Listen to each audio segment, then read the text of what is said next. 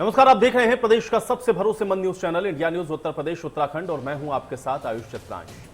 UP में विधानसभा चुनाव का सियासी बिगुल बज चुका है और राजनीतिक पार्टियों ने अपनी पूरी ताकत झोंक दी है। कोई धर्म के नाम पर वोट मांग रहा है तो कोई जाति के सहारे अपनी नैया को पार लगाना चाहता है। अब चुनावों से पहले एक बार फिर से सत्ता के सेंटर में दलित। बीजेपी ने मायावती की दलित राजनीति को मात देने के लिए बेबी रानी मौर्य को मैदान में उतार दिया है। पार्टी ने राष्ट्रीय उपाध्यक्ष बनाकर यूपी में दलितों की राजनीति को नई दिशा देने की कोशिश की है। अब इसकी सबसे बड़ी वजह है वो जाति जिससे मायावती और बेबी रानी मौर्य आती हैं। लखनऊ में इन दिनों बेबी रानी मौर्य के जो पोस्टर लगाए गए हैं उसमें साफ साफ लिखा है कि बेबी रानी मौर्य जाटव। जी हां, जाटव। यही शब्द यूपी में दलितों की नई सियासी हवा को जन्म दे रहा है, क्योंकि मायावती भी इसी जाटव समुदाय से आती हैं। ऐसे में बीजेपी का यह दांव मायावती के जवाब में कहा जा रहा है और आज इसी पर हम करेंगे आज की बड़ी बहस।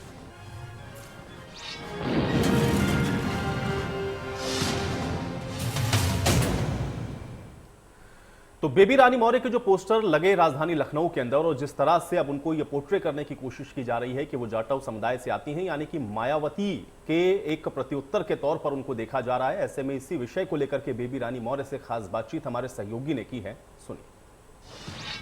उत्तर प्रदेश में जाति समीकरण का क्या मतलब होता है? बेबी रानी मौर्य जो कभी उत्तराखंड की राज्यपाल रही, समय राष्ट्रीय उपाध्यक्ष भारतीय जनता पार्टी के, आज पूरे शहर में होर्डिंग लगे हैं जिस पर बेबी रानी मौर्य के आगे जाटव लिखा है। क्या जरूरत आ पड़ी जाटव लिखने की? अभी तक तो आप बेबी रानी मौर्य के नाम से जानी जाती थी। देखिए, जाटव लिखने की जरूरत नहीं है। मैं जाटव हूँ, मैं जाटव समाज से आती हूँ। मैं आगरा के एक जूता व्यवसायी के परिवार की बेटी हूँ और मैं कम से कम 70, 75, 80 साल से मेरे यहाँ आज भी ये कार्य हो रहा है। मौर्य मेरे ससुराल में लिखते हैं इसलिए, और जाटव में मूल परिवार मेरा जो है वो जाटव है, इसलिए जाटव लिखा है। इससे और क्या है? जाटव है तो जाटव नहीं लिखूंगी, ठाकुर लिखूंगी या ब्राह्मण लिखूंगी। जिस जाटव समीकरण के बल पे अगर समीकरण की बात करें, मायावती 3 बार सीएम रही। क्या लगता है कि आपके आने से जाटव समीकरण के मतदाता जो भी है वो भारतीय जनता पार्टी की तरफ मूव कर जाएंगे? ये तो आप लोग देख के मुझे ज्यादा बताएंगे। अगर हम उन्हें प्यार, सम्मान और स्नेह देंगे तो वो हमसे जुड़ेंगे, और जब वो जुड़ेंगे तो हम उनके कार्य भी करेंगे और उन्हें एक जो सम्मान अभी तक नहीं मिल पा रहा था वो सम्मान भी देंगे। हमारे साथ बातचीत करने के लिए बेबी रानी मौर्य थी। उनका साफ कहना है कि अगर दलित समाज को सम्मान देंगे तो जाहिर सी बात है उनकी भारतीय जनता पार्टी की तरफ उनका मतदान होगा। सहयोगी संदीप के साथ रजनीश पांडे, इंडिया न्यूज, लखनऊ। तो बेबी रानी मौर्य के साथ एक खास बातचीत आपने सुनी। उन्होंने बताया कि वो क्योंकि खुद ही आती हैं उस परिवार से और 70-75 सालों से उनके परिवार के अंदर वो काम हो रहा है जिसका वो अभी जिक्र कर रही थी, और इस वजह से उनके नाम के आगे जाटव इसलिए लिखा गया है क्योंकि वो हैं जाटव। इस बात को उन्होंने स्पष्ट तौर पर कहा। लेकिन क्या अब जाटव समाज उनके साथ आएगा, क्या जाटव समाज उनके साथ जुड़ेगा, इस पर उन्होंने कहा कि ये आकलन का विषय है और ये आप लोग बेहतर बता सकते हैं कि क्या वो हमारे साथ जुड़ सकता है। लेकिन हाँ, निसंदेह अगर उनके लिए अच्छे काम किए जा रहे हैं, उनके लिए बेहतर काम हो रहे हैं तो वो भारतीय जनता पार्टी के साथ ही है। इस बात को भी उन्होंने साथ में जोड़ा। तो कुल मिलाकर के उत्तर प्रदेश के अंदर अब ये सवाल इसलिए है क्योंकि ये तस्वीर आप देखें, ये पोस्टर आप देखें, और इसी से सवाल जुड़ता हुआ ये है कि सभी पार्टियां आप देखते हैं कि ये बात कहती हैं कि हम जाति धर्म की राजनीति नहीं करते हैं। भारतीय जनता पार्टी कहती है कि हम सबका साथ सबका विकास की बात करते हैं। लेकिन अगर अब इस तरह के पोस्टर लगे हैं जिसमें आगे आप देखें कि कोट अनकोट करके लिखा गया है, बाकायदा इन्वर्टेड कॉमा के अंदर ये जाटव लिखा हुआ है, इसी से आप ये समझ सकते हैं कि उत्तर प्रदेश के अंदर जो जातीय फैक्टर हैं वो किस तरह से काम करते हैं, और इस वजह से सभी पार्टियां उसको साधने की कोशिश करती हैं। कोई पार्टी इसको नकार नहीं सकती है। ये बात अलग है कि कोई खुलकर इसको स्वीकार नहीं करता है या इसको दबे छुपे शब्दों में कहीं ना कहीं इससे बचने की कोशिश करता है। लेकिन हाँ, जात के ऊपर आधारित सभी पार्टियां आप देख रहे हैं कि अपने अपने वोटर्स को अपने पक्ष में करने की कोशिश जरूर कर रही हैं, और यही सियासत है और यही पॉलिटिक्स है। क्योंकि बात विकास की होती है, बात मुद्दों की होती जरूर है, लेकिन अपने वोटर्स को कैसे साधा जाए, अपने वोटर्स को मैसेज कैसे कन्वे किया जाए, उनके साथ कैसे कनेक्शन बिठाया जाए, ये सभी के केंद्र बिंदु में रहता है। और अब जाटव समाज के ऊपर भी आप देखें कि किस तरह से भारतीय जनता पार्टी अब इनको अपने पक्ष में लाने के लिए बेबी रानी मौर्य, इनके ये पोस्टर लगे हुए हैं राजधानी लखनऊ के अंदर, ये अपने आप में दिखा रहा है अनुसूचित जाति मोर्चा की तरफ से ये पोस्टर लगाए गए हैं और साथ ही साथ आप ये देखें कि उनको बीजेपी का राष्ट्रीय उपाध्यक्ष भी बनाया गया और इसलिए भी उनको एक बड़ी जिम्मेदारी के तौर पर भी लाया गया है उत्तर प्रदेश के अंदर, क्योंकि उत्तर प्रदेश में चुनाव है और यहाँ पर ये जो जातिगत फैक्टर है वो काम करते हैं और इस वजह से भी उसके साथ आप इसको जोड़ते हुए देख सकते हैं। लेकिन सवाल यहाँ पर सबसे महत्वपूर्ण ये है कि अगर ये जातीय समीकरण इस तरह से काम करते हैं और ये इतना महत्वपूर्ण है तो फिर जाति की पॉलिटिक्स को ये पार्टियां नकारती क्यों हैं? आज इसी पर चर्चा करते हैं। तमाम मेहमान मेरे साथ जुड़ गए, पहले उनका परिचय मैं आपके साथ करवा देता हूं। दिलीप यशवर्धन जी हमारे साथ जुड़ रहे हैं, राजनीतिक विश्लेषक हैं। दिलीप यशवर्धन जी, बहुत स्वागत आपका चर्चा में। उमाशंकर राजभर जी हमारे साथ जुड़ रहे हैं, प्रवक्ता हैं एसबीएसपी के। उमाशंकर राजभर जी, आपका भी स्वागत। साक्षी दिवाकर हमारे साथ जुड़ रही हैं, प्रवक्ता हैं भारतीय जनता पार्टी के। साक्षी दिवाकर जी, आपका भी स्वागत। पवन शर्मा हमारे साथ जुड़ रहे हैं, प्रवक्ता हैं कांग्रेस पार्टी के। पवन शर्मा जी, आपका भी स्वागत। और डॉक्टर अभिषेक राय हमारे साथ जुड़ रहे हैं, प्रवक्ता हैं समाजवादी पार्टी के। डॉक्टर अभिषेक राय जी, आपका भी बहुत स्वागत है। साक्षी जी, आपसे इस चर्चा की शुरुआत करूंगा क्योंकि ये पोस्टर आपने देखे होंगे और अगर नहीं देखा तो अभी हम लोगों ने चर्चा से पहले भी दिखाया। वो पोस्टर जो साफ तौर पे नजर आ रहा है उसमें बेबी रानी मौर्य, यहां तक तो ठीक है, लेकिन कोट अनकोट या फिर हम ये कहें कि इन्वर्टेड कॉमा के अंदर जाटव लिखा गया। इसके क्या मायने समझे जाएं? इस पोस्टर की क्या पीछे की जो वजह है वो आप थोड़ा समझाएं। मैं आपसे समझना चाहूंगा कि इसको किस तरीके से देखा जाए। साक्षी जी, आपका पहला रिएक्शन चाहूंगा। देखिए, आज तक दलित वोट बैंक को सिर्फ वोट बैंक की तरह ही, दलित भाइयों और बहनों को सिर्फ वोट बैंक की तरह ही इस्तेमाल किया गया है। भारतीय जनता पार्टी एक ऐसी पार्टी है जो कि सबको साथ लेके सबके विकास की बात करती है। जब वो सबको साथ लेके चलती है तो जो भी जातियां हमारे समाज में हैं सबको बराबर की जिम्मेदारी भी देती है। यही कारण है बेबी रानी मौर्य जी को उन्होंने राष्ट्रीय उपाध्यक्ष बनाया है। तो हम सब जितने भी हमारे अनुसूचित मोर्चा है उन्होंने उनका स्वागत किया है, उनको बधाई दी है इन पोस्टर के माध्यम से। और सबका साथ सबके विकास के साथ हम कार्य करते हैं, इसीलिए हम किसी प्रकार का भेदभाव नहीं करते। चाहे वो हमारा ओबीसी वर्ग हो, चाहे वो दलित वर्ग हो, चाहे सामान्य वर्ग हो, सबको जिम्मेदारी भारतीय जनता पार्टी में मिलती है क्योंकि हम सब समाज की बात करते हैं। लेकिन साक्षी जी, बेबी रानी मौर्य इतना ही इनफ है? इस बारे में तो हम लोग जानते हैं, बेबी रानी मौर्य को हम लोग बेबी रानी मौर्य के नाम से ही जानते हैं। आगे जाटव लिखने की मकसद क्या है? इसके मायने क्या है? इसको थोड़ा समझाना। जाटव क्यों लिखा गया? क्या उस वोट बैंक को या उसको कहीं कम्युनिकेट करने की कोशिश है, या जिनको नहीं पता है उनको बताने की कोशिश है कि वो जाटव है? देखिए, जब किसी को कोई बड़ी जिम्मेदारी मिलती है तो उसके समाज के जो लोग होते हैं वो खुशी प्रकट कर रहे हैं कि हमारे समाज के कोई व्यक्ति अब राष्ट्रीय उपाध्यक्ष है, मतलब भारतीय जनता पार्टी की मेन बॉडी के राष्ट्रीय उपाध्यक्ष है। इससे पहले वो गवर्नर भी रह चुके, तो एक खुशी का जरिया है जो पोस्टर के माध्यम से उन्हें बधाई देके बीजेपी वाले हम लोग नहीं, बधाई के पोस्टर तो साक्षी जी मैं समझ रहा हूं कि भाई बधाई दे रहे हैं, लेकिन जाटव जो लिखा गया ना, क्योंकि केशव प्रसाद मौर्य को हम लोग देखते हैं तो वो ओबीसी समाज से आते हैं। मौर्य चूंकि है बेबी रानी मौर्य के आगे लगा हुआ है, इसलिए जाटव लिख करके ये बताया जा रहा है उन वोटर्स को कम से कम कि हाँ भाई वो जाटव हैं। इसको इस तरीके से क्यों ना देखा जाए? जाटव अगर आपने लिखा है तो उसके मायने एक्सप्लेन करें आप। वो हमारी बड़ी नेता है, इसे बताने की आवश्यकता नहीं है, वो जाटव है, उसमें अलग से बताने की जरूरत नहीं। उन्होंने खुद बताया कि वो जाटव है और ये समाज में पता है। अगर आप आगरा क्षेत्र में जाएंगे, उस तरफ जाएंगे तो सबको इस बारे में जानकारी है। तो कुछ नया नहीं लिख दिया, जो चीज है बस सामने स्पष्ट रूप में लिखी हुई है। ठीक है, डॉक्टर अभिषेक राय जी, आपका भी मैं इस पर रिएक्शन चाहूंगा, कैसे देखते हैं इसको? देखिए आयुष जी, बीजेपी अभी बेबी रानी मौर्य जी की बात करें तो वो राज्यपाल थी। राज्यपाल एक महामहिम होता है और उत्तराखंड में वो पहले व्यक्ति होता है, मतलब राज्यपाल जहां का भी होता है। लेकिन वहां से उनको हटा के इन लोगों ने अपनी पार्टी में उपाध्यक्ष का पद दे दिया। तो ये स्वयं बताता है कि ये चुनाव के फायदे के लिए ये क्या कर सकते हैं। मेरे हिसाब से या सभी के हिसाब से राज्यपाल एक बहुत ही सम्मानित पद होता है, बड़ा पद होता है किसी पार्टी में उपाध्यक्ष बनने से ज्यादा। रही बात, आज ये लोग जाटव की बात कर रहे हैं। अभी इन लोगों ने कहा हम जातिगत जनगणना नहीं करा सकते। इन्होंने सुप्रीम कोर्ट में हलफनामा डाला कि हम भाई साहब हम जातिगत जनगणना नहीं कराएंगे। अगर ये जातिगत जनगणना कराते हैं तो जिसको जो दलित और शोषित समाज है, जो बैकवर्ड क्लास है, उनको जो शोषित समाज है, उनको उनका अधिकार देना पड़ता। लेकिन ये उनका अधिकार उनको देना नहीं चाहते। तो इस सारी कवायद सिर्फ उत्तर प्रदेश के चुनाव में दिखावे की है। इन्होंने अब जाटव की बात करेंगे, अभी कुछ दिन में ये अल्पसंख्यक की बात करेंगे, कभी किसी और की बात करेंगे, क्योंकि 4.5 साल इन्होंने काम नहीं किया। अब ये छोटे दलों से समझौता भी कर रहे हैं, जातवाद की राजनीति ये कर रहे हैं।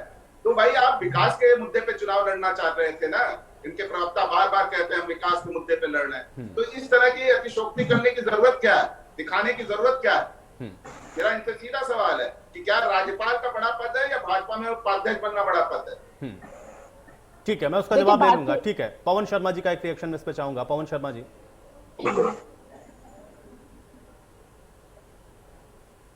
पवन शर्मा जी, एक बार अनम्यूट कर लें आप।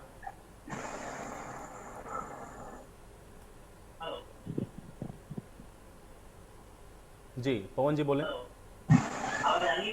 जी जी हेलो जी सुन पा रहा हूँ पवन जी, बात रखें अपनी। जी। मैंने कहा भाजपा का काम ही यही है कि लोगों को बरगलाना, लोगों को दिखाना कुछ और करना कुछ। अगर आप पिछले कुछ सालों से अगर देखें तो भाजपा ने किया क्या है, सिवाय जाति धर्म की राजनीति की है और विकास के नाम पे लोगों को बांटा है। अगर आप पिछले 1.5 साल से किसान परेशान है, बीच में इन्होंने हिंदू मुसलमान किया, लिंचिंग की। अभी आप अगर देखेंगे तो अभी उन्होंने किसानों को भी बांटना शुरू कर दिया, वो भी जाति के आधार पे। कभी सिखों को लेके कुछ अलग बयान देते हैं, कभी जाटों को लेके कुछ अलग बयान देते हैं, कभी ब्राह्मणों को लेके अलग बयान देते हैं। तो अगर देखा जाए तो ये सिर्फ जात पात और बांटने की राजनीति करते हैं, ना कि विकास की राजनीति करते हैं। इसी हिसाब से अगर देखा जाए तो जो बेबी रानी है वो राज्यपाल थी, राज्यपाल के बाद में इन्होंने देखा कि हमारा कोई दलित चेहरा है ही नहीं, और दलित चेहरे के नाम पे इन्होंने, क्योंकि दलितों पे सबसे ज्यादा अत्याचार अगर हुए तो उत्तर प्रदेश में हुए हैं। आज भी अगर देखो, मैं नोएडा में रहता हूँ, नोएडा के आसपास के इलाकों में देखिए सबसे ज्यादा अत्याचार दलितों पे हो रहे हैं। और ये भाजपा अपनी उसी दलित जो अत्याचार है उनको छिपाने के लिए कुछ ऐसे चेहरे आगे कर रही है कि जिनके फेस में चुनाव लड़ा जा सके। इसके अलावा इनका कुछ भी नहीं है। उमाशंकर राजभर जी, आपका भी रिएक्शन चाहूंगा मैं। आयोग जी, भाजपा अभी 14 में विकास की बात कर रही थी, 19 में और 17 में विकास की बात कर रही थी, लेकिन लगता है उसका विकास जो कोरोना काल में उत्तर प्रदेश में जो परिवार जो है उसमें लाशें बह रही थी बादा से बलिया तक, उनका विकास लगता है गंगा जी में उन लाशों के साथ बह गया। अब वह जात की राजनीति कर रही है।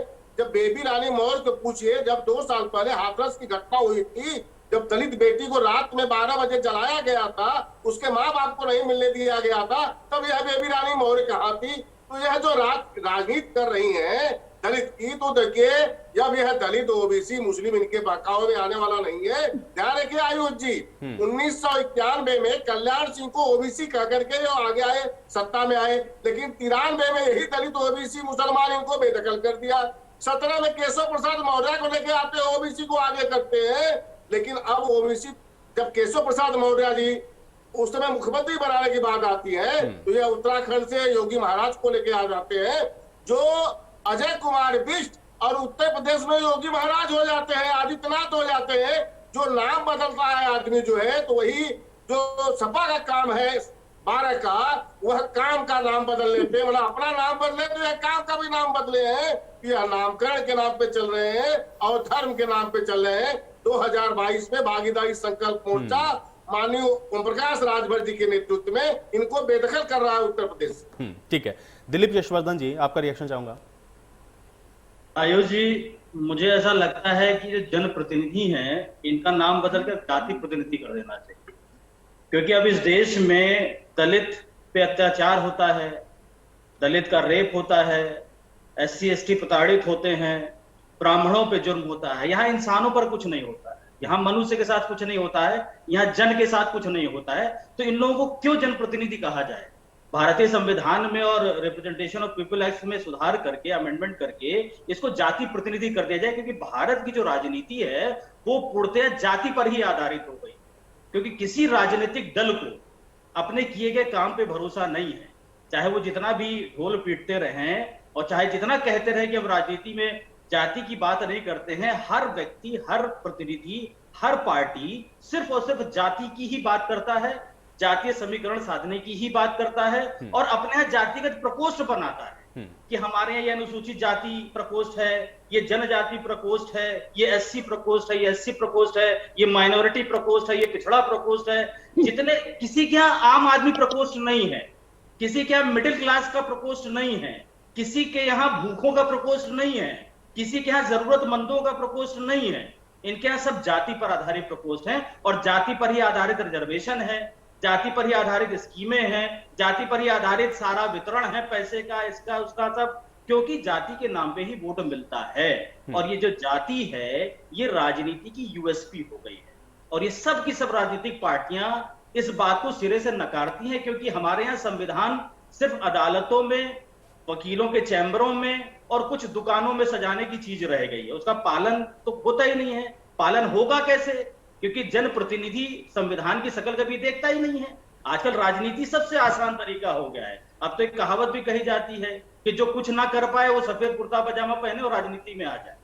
संविधान का आपको पालन करना होता है, संवैधानिक पद के आप दावेदार होते हैं, लेकिन मैं गारंटी करता हूं संविधान की किताब उठा करके बहुत कम लोग देखते होंगे। शायद 99.5% लोग संविधान की किताब ही नहीं देखते होंगे। तो ये कमी हमारे देश में शिक्षा प्रणाली की है, और इस शिक्षा प्रणाली को संभालना संसद का काम है। संसद ये चाहती नहीं है तो ये सुधार कभी होगा ही नहीं, क्योंकि अब संसद जो है वो सिर्फ और सिर्फ जाति के आधार पर चलती है। किसी राजनीतिक पार्टी को अपने काम पे भरोसा नहीं है, चाहे कोई लाख चिल्लाए कि सबका साथ सबका विश्वास, चाहे कोई लाख चिल्लाए कि हमारा काम बोलता है, ना किसी का काम बोलता है, ना किसी का सबका साथ सबका विकास बोलता है। सिर्फ और सिर्फ जातीय समीकरण बैठते हैं, चाहे वो राज्यसभा की सीटें ले लीजिए, चाहे वो विधानसभा के इलेक्शन ले लीजिए, चाहे वो पंचायत के चुनाव ले लीजिए और चाहे विधानसभा के चुनाव। साक्षी जी जवाब दें। देखिए, मैं सबसे पहले तो बताना चाहूंगी कि हमारे यहाँ पे सिर्फ जातिगत मोर्चे नहीं है। हमारे यहाँ पे जहाँ एक और अनुसूचित जाति का मोर्चा है, अनुसूचित जनजाति का, जिनके बारे में नहीं सुना जाता ज्यादा, या जो जिस वर्ग के ऊपर ज्यादा ध्यान कोई भी पार्टी नहीं देती है, उनका भी मोर्चा है। साथ में किसान मोर्चा भी है, महिला मोर्चा भी है, युवा मोर्चा भी है। तो हर समाज क्यों चलता है। इंसानों का मोर्चा बनाइए ना। देखिए, इंसान ही है उसमें, इंसानों का मोर्चा बनाइए, दलित गरीब मिडिल क्लास हायर क्लास का मोर्चा बना दीजिए। देखिए, जब आप बोल रहे थे मैं सुन रही थी, आप भी सुनने की क्षमता रखिए। ये भी सब इंसान है और इनका भी मोर्चा, अगर ये इनका मोर्चा हम इनके माध्यम से पता करते हैं समाज में क्या हो रहा है, ये लोग हमें समय समय पे बताते हैं कि क्या कार्य होने चाहिए। तो इसलिए हर तबके का, समाज के हर तबके का मोर्चा हमारे पास में है, तभी इतनी बड़ी पार्टी बनी है यहाँ। और तो साक्षी जी, अलग अलग मोर्चा बनाने से तो अच्छा ये है कि आप एक ऐसा आधार बना दीजिए कि ये सवर्ण, ये अगड़ों का, ये ज्यादा जो संपन्न है उनका मोर्चा है, ये जो बहुत ज्यादा प्रताड़ित है ये उनका मोर्चा। इस तरीके से डिवाइड उनको कर दीजिए। अलग अलग आप बनाएंगे कि ओबीसी के नाम पर है, ये एससी के नाम पर है, ये एसटी के नाम पर है, तो कितने मोर्चे बनाते जाएंगे? यही तो आप लोग डिवाइड कर रहे हैं ना, अलग अलग चीजों में बांट रहे हैं। हम समाज डिवाइड नहीं कर रहे, लेकिन हर किसी का प्रतिनिधित्व होना चाहिए, रिप्रेजेंटेशन होना चाहिए, तभी एक पार्टी आगे बढ़ सकती है। हम सर्व समाज को लेकर चल रहे हैं, तो वो आवश्यकता है। इनके यहाँ तो मैं ये कहूंगी कि कोई मोर्चा ही नहीं है, कह सकते हैं आप। ऑर्गेनाइजेशन है कहाँ? जो इनका प्रदेश अध्यक्ष है या राष्ट्रीय पार्टी है, उनके जो राष्ट्रीय अध्यक्ष है वही सीएम पे दावेदारी कर देते, तभी शायद इन्हें लगता है, केशव जी जब हमारे इलेक्शन चुनाव देख रहे थे तो इन्हें लगता है कि वही चेहरा बनेंगे, क्योंकि इन लोगों को ये नहीं मालूम है कि भारतीय जनता पार्टी एक ऐसी पार्टी है जिसमें हर कार्यकर्ता की क्षमता है कि वो प्रधानमंत्री बन सके और मुख्यमंत्री बन सके। किसी को भी कोई भी जिम्मेदारी दी जा सकती है, और ये सिर्फ संभव भारतीय जनता पार्टी में ही है। तो इन लोग जो हम लोग कार्य कर रहे हैं, हमारी जो योजनाएं हैं उसमें देखना चाहिए कि किसी प्रकार का क्या भेदभाव वहां हो रहा है या नहीं हो रहा है। हमारी किसी भी योजना में किसी भी प्रकार का भेदभाव नहीं दिखाई देगा। ठीक है, तो फिर घूम पे उसी सवाल पर आते हैं साक्षी जी। फिर जाटव की जरूरत क्या है लिखने की? बेबी रानी मौर्य अपने आप में एक चेहरा है, जाटव बताने की क्या जरूरत? वो उनका पूरा नाम है, उसमें लिखने की आवश्यकता नहीं। आज से पहले तो मैंने उनके नाम के आगे जाटव लगा कभी नहीं देखा, जहां तक मेरी जानकारी है। आप मुझे दिखाइए कब लिखा उन्होंने जाटव आगे। ये पहला पोस्टर, पहला बैनर हम लोग देख रहे हैं जिसमें इन्वर्टेड कॉमा में लिखा गया जाटव, ये बताने के लिए कि वो जाटव हैं। केशव प्रसाद मौर्य ओबीसी हैं, चलिए ठीक है, मौर्य के नाम पर लोग ओबीसी समझेंगे, इसलिए जाटव लिख करके बताइए कि नहीं ये जाटव का प्रतिनिधित्व करते हैं। नहीं, आप ये बता दीजिए मुझे, माननीय योगी जी के नाम के आते तो ठाकुर नहीं लगाए, तो फिर ये इल्जाम क्यों लगाते कि ठाकुरवादी राजनीति हो रही है या वो? तो ये लोग जाति तो कहीं ना कहीं से ढूंढ देते हैं, उनके नाम के आगे लगा हो नहीं लगा हो, हमारे बेबी रानी मौर्य जी के आगे जाटव लगा हो नहीं हो, ये लोग अपना मकसद ढूंढ लेंगे। फिलहाल जो भारतीय जनता पार्टी की सोच है, भारतीय जनता पार्टी अनुसूचित मोर्चे की सोच है, हमारे समाज के एक व्यक्ति को एक बहुत बड़ी जिम्मेदारी दी गई है, तो उसकी खुशी जाहिर करने का एक तरीका है। ठीक है, दिलीप जी क्या पूछना चाह रहे हैं? मैं बस ये कहना चाह रहा था कि जब ये डिबेट होने वाली थी तो मैं बेबी रानी जी का विकिपीडिया पढ़ रहा था कि शायद कहीं जाटव लिखा मिल जाए, क्योंकि विकिपीडिया जो है वो ऑफिशियल डिक्लेरेशन होता है किसी भी सेलिब्रिटी का या किसी भी बड़े पदाधिकारी का। तो उस पूरे विकिपीडिया में मुझे जाटव वर्ड कहीं नजर नहीं आया। उनका मौर्य लिखा है, उनकी शादी मौर्य से हुई, उनकी अर्ली लाइफ लिखी, सब कुछ लिखा है, लेकिन जाटव वर्ड पूरे विकिपीडिया में कहीं नहीं लिखा है। और जो योगी जी की बात अभी साक्षी जी कह रही थी, योगी जी उनका टाइटल है, उनकी जो असली नाम है वो असली नाम आपको भी पता है और सबको पता है। योगी जी उनका टाइटल है, उस नाम से वो जाने जाते हैं, उनकी जाति नहीं है योगी जी। योगी जी जो योगी हैं, पूजा पाठ में रहे हैं, मठ के पदाधिकारी रहे, इसलिए उनको टाइटल दिया गया है। नाम है ये, उनका पूरा नाम है, वो टाइटल ये नाम नहीं है, योगी जी उनका नाम नहीं है। और उनके ऑफिशियल जो भी पेपर्स है सब जगह यही नाम लिख के आया है। योगी जी उनका नाम नहीं है साक्षी जी, योगी जी नाम नहीं है। योगी साक्षी जी, आदित्यनाथ जी, साक्षी जी, योगी आदित्यनाथ महाराज जी नाम बदलने का काम करते हैं, उनका नाम आदित्यनाथ- अरे अजय ठीक है, कुमार चलिए बिष्ट चलिए ठीक है। है, अभिषेक राय जी से शुरू करते हैं। ठीक है, चलिए उमाशंकर राजभर जी, भाई देखिए अभी आपको भी सवाल का जवाब देना है ना, जाति की पॉलिटिक्स को कम से कम आप तो बिल्कुल नहीं नकारेंगे। ठीक है, चलिए एक सेकंड, अभिषेक राय जी, काम बोलता है या फिर काम के आधार पर तो कोई नहीं जा सकता जनता के बीच में, ये जाति पॉलिटिक्स तो होती है। आयुष जी, हम तो वही बात कह रहे हैं ना। देखिए 2017 के चुनाव में इन्होंने एक संकल्प पत्र निकाला, उसमें संकल्प पत्र में इन्होंने बहुत सारे जुमले फेंके, तो जुमलों पे ये खरे उतरे नहीं। इन्होंने जो समाजवादी पार्टी का काम था उसी को आगे बढ़ाया, शिलान्यास का शिलान्यास किया, फीते का फीता काटा। मैं बार बार कितनी बार पूछ चुका हूं आयुष जी, 5 से 10 नए काम गिना दें ये लोग, जिसका शिलान्यास क्या उसका उद्घाटन क्या हो, तो इनके पास चुनाव में जाने के लिए मुद्दा ही नहीं है। देखिए तो ये इस तरह से जनता को बरगलाएंगे।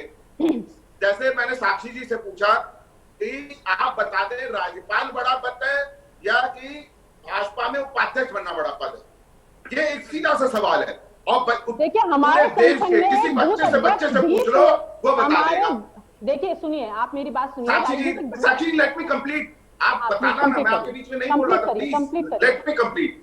आज उत्तर प्रदेश पावर क्राइसिस झेल रहा है, कोयला खत्म हो गया, किसी भी पावर प्लांट में 15 दिन का रिजर्व रहता था, ठीक, अप्रैल से हफ्ते भर का रिजर्व बचा, 7 दिन का रिजर्व बना, पर सरकार सोती रही।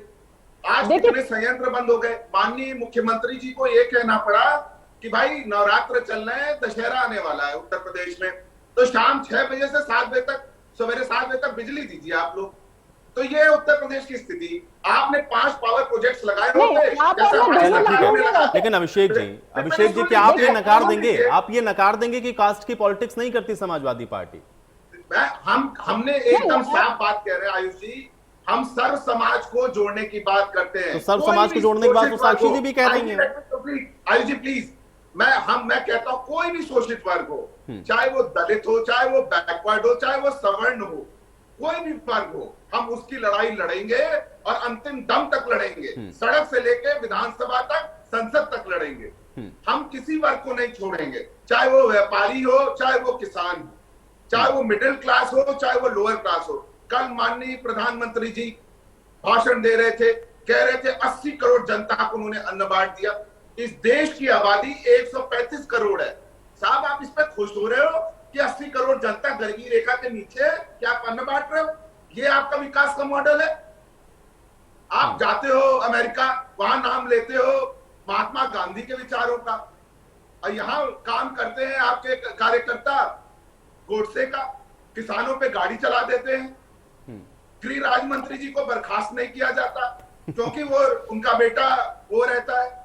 जाति के नाम पर प्रकोष्ठ की जरूरत क्या है? ठीक है, ये मुद्दे आप उठाते रहिएगा, ठीक है, इस पर हम लोग लगातार चर्चा कर रहे हैं। अभिषेक जी मुझे बताइए ना, फिर जाति के नाम पर प्रकोष्ठ की क्या जरूरत है? अगर आप सबकी बात कर रहे हैं तो जन की बात करिए ना, ये अलग अलग जातियों में क्यों बांट देते हैं? हमने बोला ना, हम तो जन की बात कर रहे हैं, हम हर मुद्दे को उठा रहे हैं। हम महंगाई का मुद्दा उठा रहे हैं जिसपे सरकार जवाब नहीं दे रही है। शेयर मार्केट से ज्यादा तेज महंगाई बढ़ रही है आजकल, जितना शेयर मार्केट पर छाल नहीं उससे ज्यादा महंगाई है। आज 96 रुपए डीजल है, कैसे चलाएंगे? बिजली है नहीं, जनरेटर चल रहे हैं, किसान कैसे अपने ये वो करेंगे? ठीक है, इन मुद्दों के होते हुए भी जाति पे आधारित प्रकोष्ठ क्यों है ना, सवाल यह है। अगर इतने बड़े बड़े मुद्दे हैं तो जाति आधारित प्रकोष्ठ क्यों बनाए जा रहे हैं? सवाल इस बात का था। और फिर ये कहेंगे कि हम जाति की राजनीति नहीं करते, हम तो सबको साथ लेकर चलते हैं। भाई सबको साथ लेकर के चलते हैं तो मुद्दा आदमी के लिए वही है, जो परेशान है, जो महंगाई से परेशान है, वो मिडिल क्लास भी है, वो लोअर क्लास भी है, वो हर आदमी से परेशान है। और उसमें जाति के आधार पर आप बांटते हैं, तो यहीं से समझ में आता है कि एक वोट बैंक जिस पर हर पार्टियां समझती है कि ये हमारा परंपरागत वोट बैंक है जो हमको सत्ता तक पहुंचाएगा, और इसको कोई नकार नहीं सकता है। तो ब्रेक के बाद आप सभी का स्वागत है। आज बड़ी बहस में हम लोग चर्चा कर रहे हैं बेबी रानी मौर्य के उस पोस्टर की जिसके आगे जाटव लिखा गया है। क्या अब दलितों को भी साधने की कोशिश भारतीय जनता पार्टी के द्वारा की जा रही है, या फिर मायावती को एक कंपटीटर के तौर पर अब बेबी रानी मौर्य के द्वारा इनको प्रस्तुत किया जा रहा है, या इसके और क्या मायने हैं? और क्या जाति के आधार पर ही उत्तर प्रदेश की जो राजनीति है वो निर्धारित होती है? अब उसी के ऊपर बढ़ती हुई आगे भारतीय जनता पार्टी भी नजर आ रही है। आज इसी पर लगातार चर्चा जारी। एक बार फिर से चर्चा में वापस लौटेंगे, सभी मेहमान मेरे साथ बने हुए हैं। पवन जी आपके पास मैं आता हूं। प्रकोष्ठ की आवश्यकता क्यों है? अगर कोई पार्टी ये कहती है कि हम लोग जाति के आधार पर राजनीति नहीं करते हैं, हमको जातिगत कोई फैक्टर से लेना देना नहीं है, हम तो मुद्दों की राजनीति करते हैं, हम तो इस बात की राजनीति करते हैं कि मौजूदा वक्त के अंदर जो सत्ता के अंदर है उसकी नाकामियां क्या रही हैं, फिर प्रकोष्ठ या फिर अलग अलग जातियों में बांटने की आवश्यकता क्यों है? पवन शर्मा जी, आपका रिएक्शन चाहूंगा। देखिए, बात जातियों में बांटने की या उसकी नहीं है।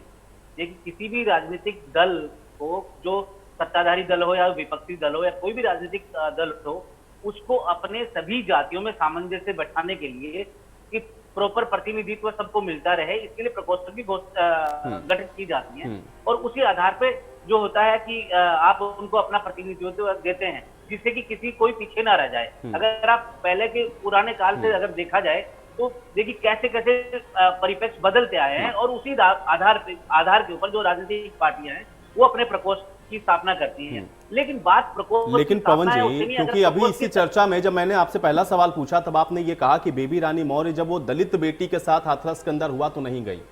बेटी हिंदुस्तान की थी, बेटी प्रदेश की थी, आप ये भी कह सकते थे एक बेटी के साथ हुआ, लेकिन वो दलित थी इसलिए उनको जाना चाहिए, ये क्यों जोड़ा आपने उसके साथ? नहीं, हमने नहीं, मैंने तो नहीं जोड़ा ये बात, मैंने नहीं जोड़ी। आप नहीं बोला कि वो दलित बेटी थी, तब कहां थी बेबी रानी मौर्य?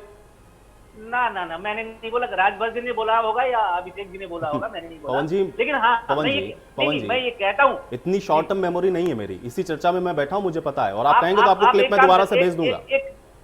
आप देख लीजिए, चेक कर लीजिए, आप चेक कर लीजिए, मुझे आप चाहे तो अभी दोबारा चला दीजिए। ठीक है। ऐसा है ना, देखिए, कोई भी राजनीतिक दल हो, बात दलित समाज की या दलित की बात नहीं है। अगर कहीं पे भी कोई जुल्म हो रहा हो, अन्याय हो रहा हो, लेकिन उसके ऊपर बोलने वाला कौन है? अगर विपक्षी नहीं बोलेगा, सत्ता पक्ष उसको दरकिनार करेगा, तो कौन बोलेगा?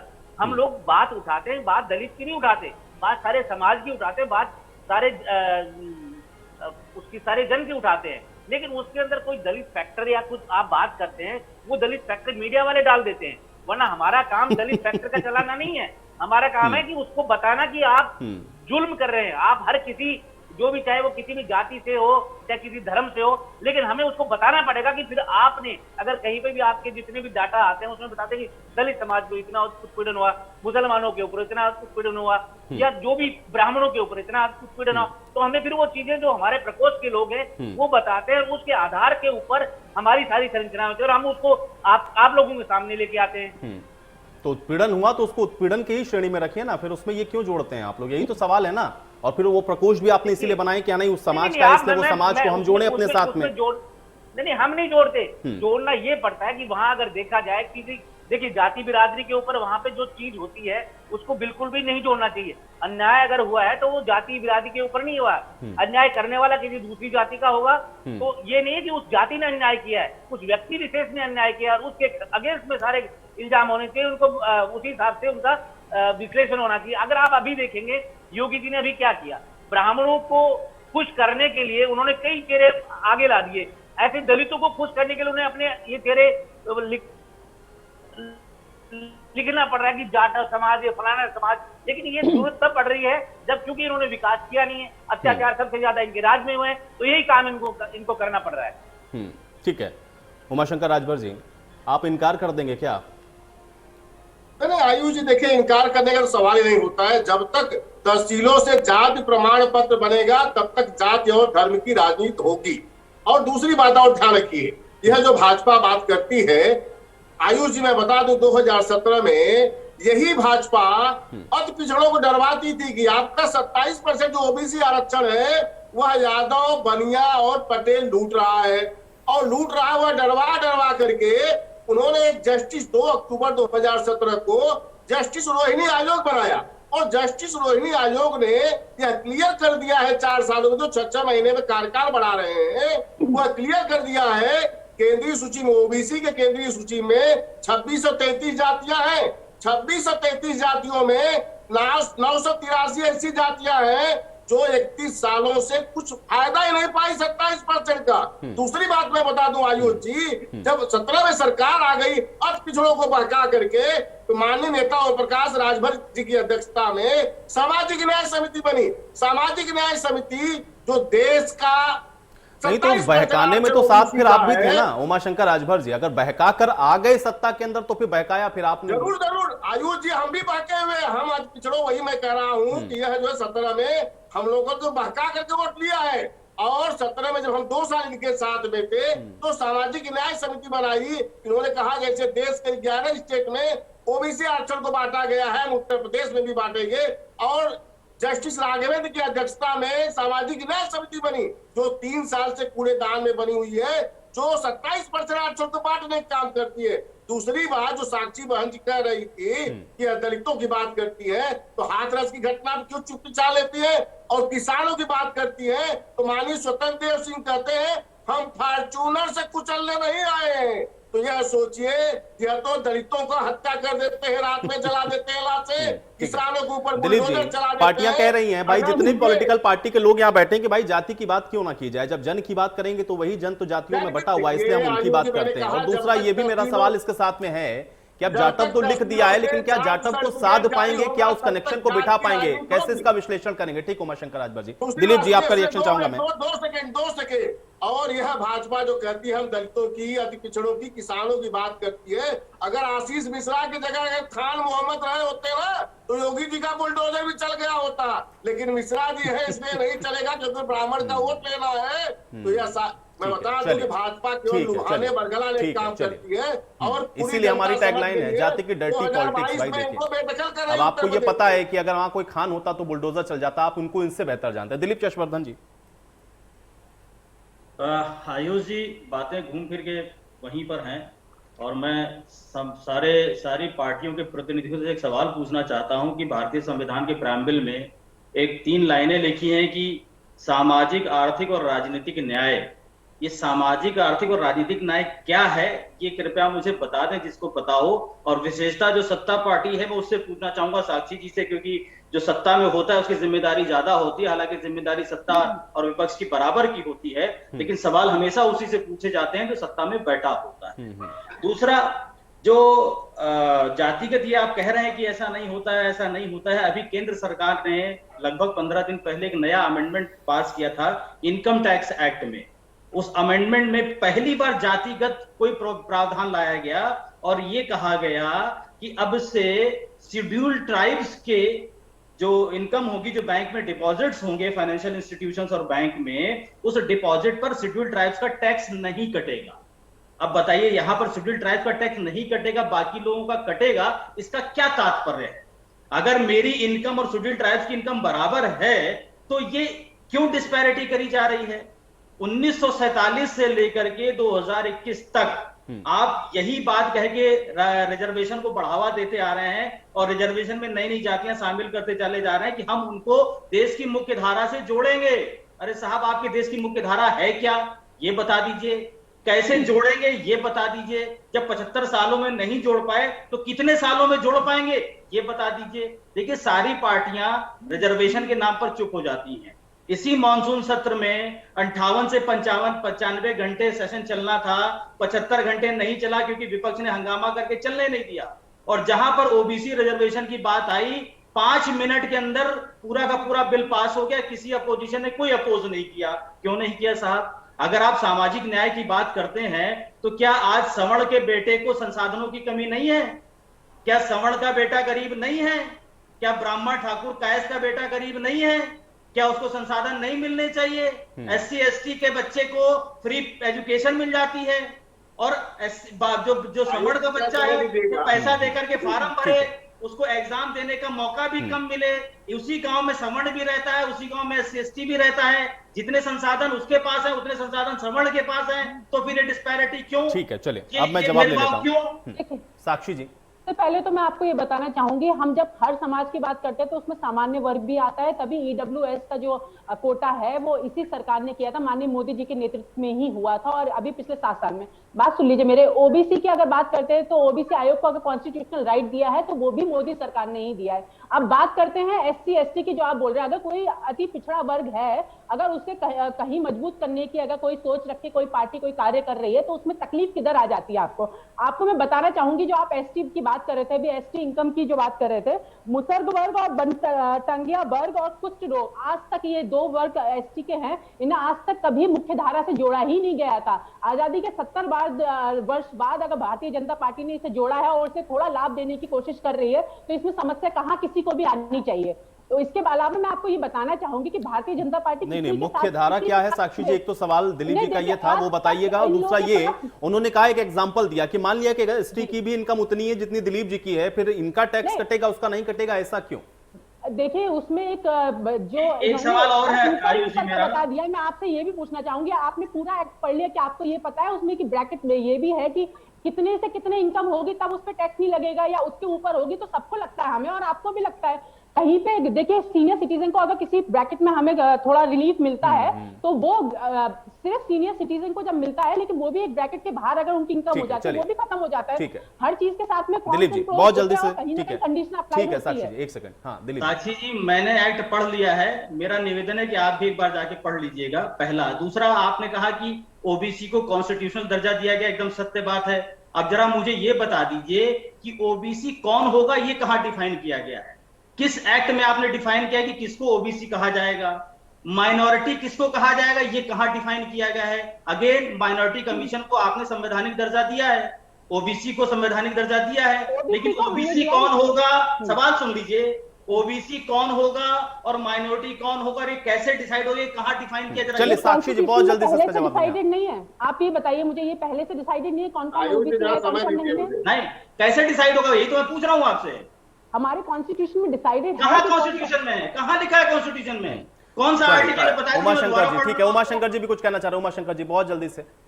आयुष जी जरा मानवर जी को कहिए, जब भारत का इतिहास जब पढ़ते हैं तो 19 ध्यान रखिए 1871 में 650 ऐसी जातियां थी जिसके ऊपर आपराधिक मुकदमे लगाए थे, यानी जो डिनोटिफाई क्रिमिनल डिनोटिफाई करते हैं, जिसके ऊपर जन्मजात अपराधी का, सुन लीजिए जरा सा, जिनको जन्मजात अपराधी कहा गया था, जो 650 जातियां थी। सोचिए कि आप 1947 की बात कर रहे हैं, हम तो स्वतंत्र भारत में भी अपराधी रहे हैं। हमको तो 31 अगस्त 1952 को स्वतंत्रता मिली, जब माननीय पटेल जी ने संसद से यह पास कराया कि यह जातियां क्रिमिनल नहीं है। तो उसी के शैक्षणिक और आर्थिक सामाजिक न्याय को बैलेंस करने के लिए कांग्रेस ने 1955 में काका कालेकर, कुछ जातियों के तो बाबा साहब ने उसमें SC/ST में डाल दिया, लेकिन कुछ जातियों को काका कालेकर आयोग बनाया। चलिए उमाशंकर जी, अब मेरे पास समय नहीं, आपकी इस बात को मुझे बीच में ही रोकना पड़ेगा। बहुत शुक्रिया आप लोगों ने समय निकाला, इस चर्चा का हिस्सा बने। हालांकि पार्टियां अपनी अपनी तरह से इन सारी बातों को डिफाइन जरूर करती हैं, लेकिन हाँ